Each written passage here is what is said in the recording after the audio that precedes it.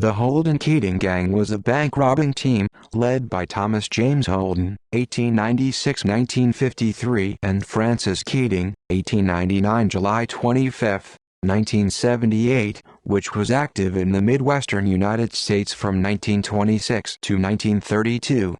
Holden was described by a spokesman for the FBI as a menace to every man, woman and child in America, and was the first fugitive to be officially listed on the FBI's top 10 most wanted list in 1950. History. Early years. Thomas Holden and Francis Keating began robbing payroll deliveries, and then train and bank robberies, before becoming one of the most notorious hold-up teams by the end of the 1920s. Their most successful heist was the 1926 hijacking of a U.S. mail truck at Evergreen Park, Illinois. They escaped with $135,000. They eluded capture for 2 years before they were finally arrested by federal officers. In the end, Holden and Keating were both convicted on May 25, 1928, and each sentenced to 25 years in prison. Escape from Leavenworth and Midwest crime spree. Sent to Leavenworth Federal Penitentiary, they spent 2 years there before escaping on February 28, 1930. They were helped by fellow inmate George "Machine Gun" Kelly, who supplied them with forged passes. Holden and Keating fled to Chicago, and from there to St. Paul, where they quickly formed a new gang who were recruited from the city's thriving underworld. This gang included Frank "Jelly" Nash, Harvey Bailey and George Kelly. All were career criminals. The gang committed a series of major daylight robberies during 1930 and 1931, during which several minor and one-time members were killed. The gang's first robbery occurred on July 15, 1930, when they robbed a bank in Wilmar, Minnesota and stole $70,000. Harvey Bailey, George Kelly, and Vernon Miller participated in the robbery along with at least 4 other men.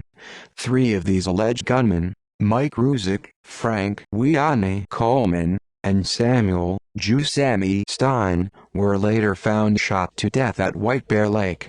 Reportedly, this occurred during a dispute with the unstable Vernon Miller. Lawrence DeVolume joined the next robbery, which netted $40,000 from a bank in Lincoln, Nebraska on September 9, 1930.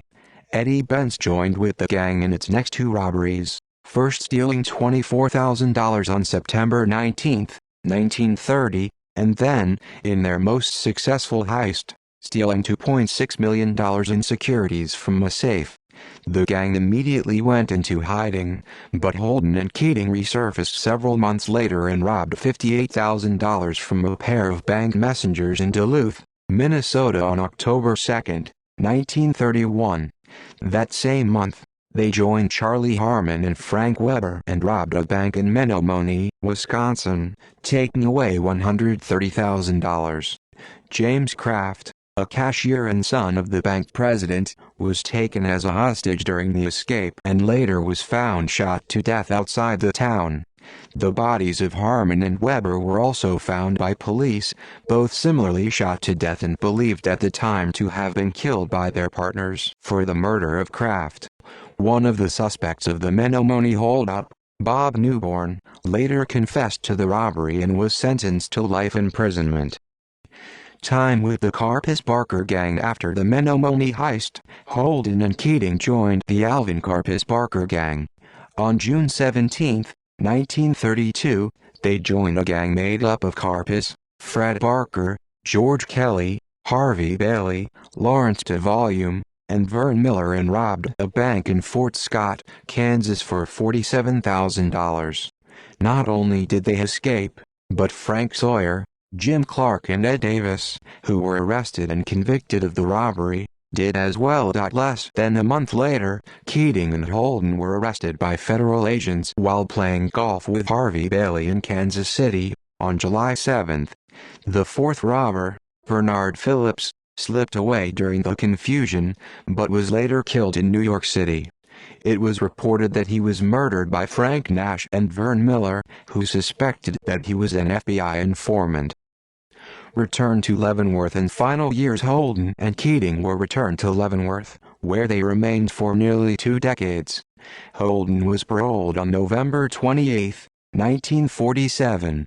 2.5 years later, he killed his wife and 2 of her brothers during a drunken family argument in Chicago on June 6, 1949. In March 1950, Holden was announced as the first fugitive to be listed on the FBI 10 Most Wanted list. 15 months later, on June 23, 1951, Holden was spotted in Beaverton, Oregon, by a local resident and acquaintance who had seen his picture in the Oregonian, a local newspaper, on June 20. Holden had been living in the area for some time under the name John McCulloch. He was arrested at his job site where he worked as a plasterer. After being extradited to Chicago, he confessed the murder and was sentenced to life imprisonment. He died in prison 2 years later. Keating returned to St. Paul and lived in retirement until his death from heart failure on July 25, 1978. See also list of fugitives from justice who are no longer sought. References